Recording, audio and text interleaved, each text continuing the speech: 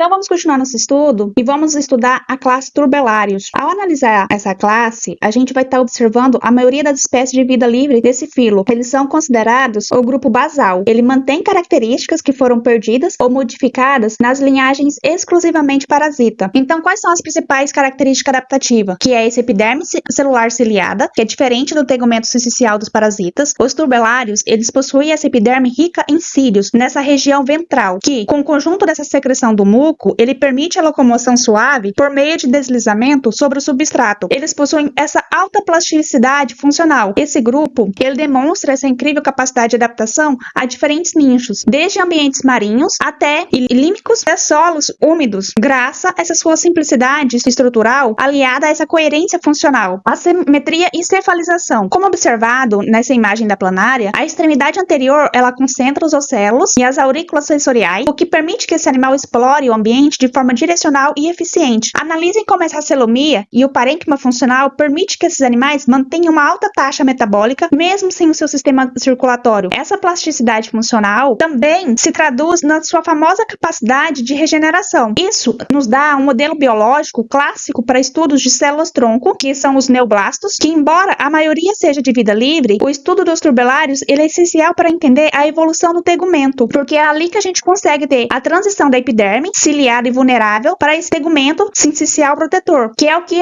permite aos helmintes parasitas resistirem ao sistema imune e ao suco digestório de certos hospedeiros. Então, biologicamente, de que maneira essa epiderme celular ciliada, ela limita o tamanho corporal desses animais e de que forma? E como essa forma achatada, dorsoventralmente, resolve o desafio da distribuição de nutrientes e oxigênio na ausência de vaso sanguíneo? Acontece que essa locomoção ciliar ela é eficiente apenas para pequenos volumes. Para crescer, o animal depende de ondas musculares. Esse achatamento ele garante que nenhuma célula interna esteja longe da superfície, permitindo que as trocas gasosas ocorram por difusão direta. Elimina a necessidade de um sistema de transporte complexo. Então, se a gente considerar farmacologicamente que muitos fármacos antirreumíticos ele agem sobre o citoesqueleto e essa musculatura, como esse estudo da locomoção ciliar e muscular dos turbelários pode auxiliar o desenvolvimento de agentes que paralisiem o movimento desses parasitas? Os turbelários eles servem como modelos ideais para testar a toxicidade de compostos que afetam a polimerização da tubulina, que está presente nos cílios, ou a contração muscular. Essa interrupção desse mecanismo impede que o animal se alimente ou fixe, levando à morte pela inanição ou expulsão mecânica de um possível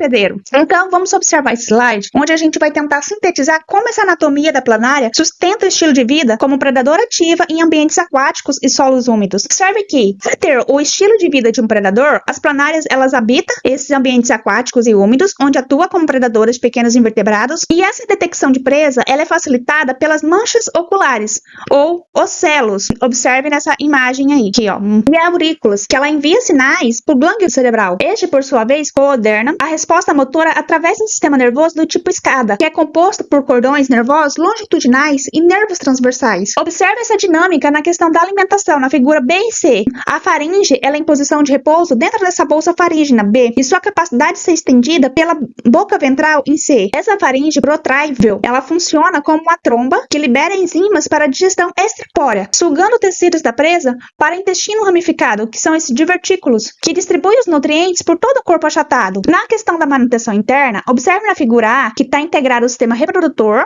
nós temos o sistema osmorregulador. O detalhe aí mostra uma célula flama, que está conectada a um túbulo, que garante que o animal não sofra lise osmótica enquanto habita águas doces. Aqui em cima, aqui, ó. Observe a importância do sistema nervoso do tipo escada, que está representado na figura B. Para essa coordenação bilateral, a presença desses nervos transversais, ela permite integração sensorial entre dois lados do corpo, o que é crucial para o movimento direcional e na localização precisa de fontes de alimento por quimiotasquia.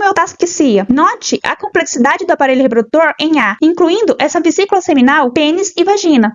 Quando a gente vai focar lá na parasitologia, a compreensão dessas estruturas em momentos de vida livre auxilia na identificação de alvos para fármacos que interrompam essa gametogênese ou a postura de ovos em espécies patogênicas que compartilham esse plano corporal básico. Biologicamente, de que maneira essa ramificação do intestino, que é o divertículos mostrado na figura B, supre a ausência de um sistema circulatório no transporte transporte de macromoléculas digeridas até as células mais periféricas do parênquima. Como os platementos são acelomados, o intestino ramificado ele funciona como um sistema de distribuição gastrovascular. Os divertículos, eles aproximam o local de absorção de quase todos os tecidos, permitindo que os nutrientes alcancem a célula por difusão de curta distância. Farmacologicamente falando, a estrutura da célula flama, detalhada nessa figura A, por que essa manutenção do gradiente osmótico é considerada o calcanhar de Aquiles fisiológico desses animais, quando expostos a substâncias que alteram essa permeabilidade da membrana celular? Observe que a célula flama ela é responsável por bombear o excesso de água para fora através de transporte ativo de íons. Se um fármaco altera essa permeabilidade ou o metabolismo energético, o animal perde essa capacidade de se osmorregular. Ele resulta nesse edema tecidual severo e morte por ruptura das membranas celulares.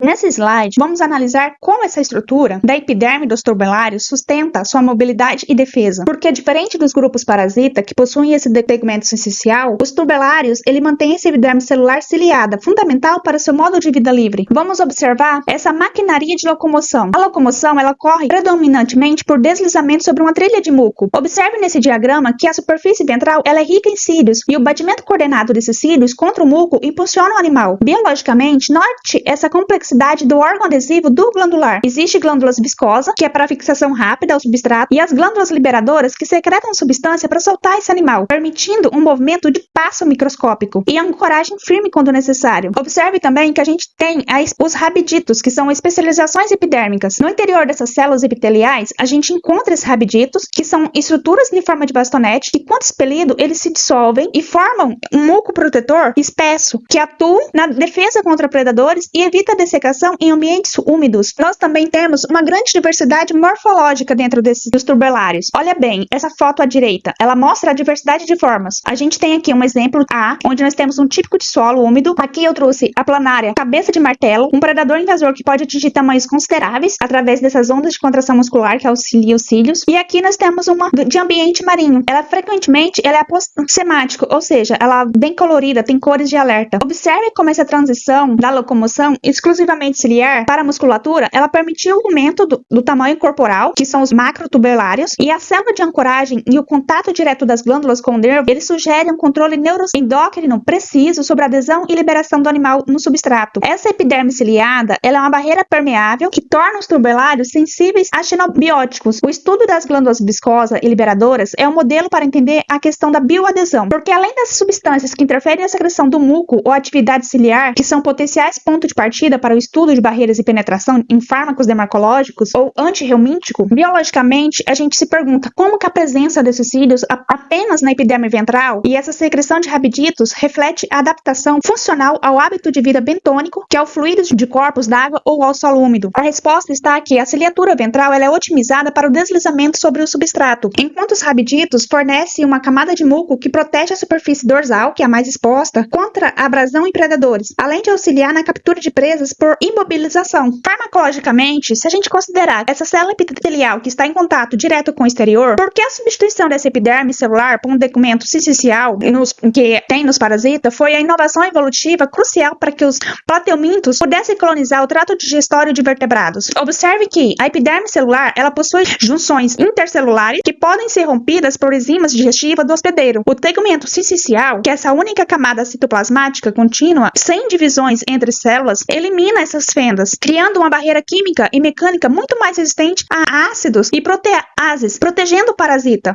Qual a importância científica dos turbelária? Além da questão da zoologia clássica, a gente focar em sua aplicação como modelo experimental de ponta, a gente tem a questão da regeneração em célula-tronco, que é a característica mais marcante do grupo, que é a sua capacidade regenerativa ilimitada, que é sustentada pelo neoblastos. Diferente de outros animais que formam cicatrizes, os turbelários eles conseguem se reconstruir sistemas inteiros, incluindo o sistema nervoso central reprodutivo, a partir de um minúsculo fragmento do seu corpo. Quando a gente fala de biologia e desenvolvimento, eles são fundamentais para o estudo de polaridade axial e da questão de diferenciação celular. Por quê? Essas pesquisas focam como essas células leem sua posição no corpo para decidir se deve formar uma nova cabeça ou uma nova cauda após uma lesão. Ela fornece pista de como o desenvolvimento embrionário em metazoários mais complexos. Essa simplicidade do plano corporal bilatéria, aliada a essa plasticidade funcional, ela permite manipular vias de sinalização, como a via de sinalização WNT beta-catenina, para entender essas origens da simetria e da cefalização dos animais. O potencial potencial desse organismo na medicina regenerativa ele é imenso. O estudo dos mecanismos que mantêm esses neoblastos em estado de pluripotência sem desenvolverem tumores malignos que pode oferecer insights cruciais para terapias gênica e oncologia humana. Além disso, são excelentes bioindicadores em teste de toxicidade farmacológica, onde a inibição da regeneração serve como marcador sensível de danos em nível celular e molecular. Então, se considerar a alta plasticidade funcional e essa regeneração total, de que maneira os estudos dos turbelários auxiliam na compreensão e manutenção da memória posicional durante a renovação tecidual em um organismo adulto? Observe que os estudos mostram que mesmo após a fragmentação, as células restantes mantêm gradientes moleculares que orientam essa nova organização espacial. Isso revela que o mapa corporal não está apenas no embrião, mas ele é mantido dinamicamente no adulto. Um conceito-chave para entender como funciona a homeostase em biologia de desenvolvimento. No plano farmacológico, por que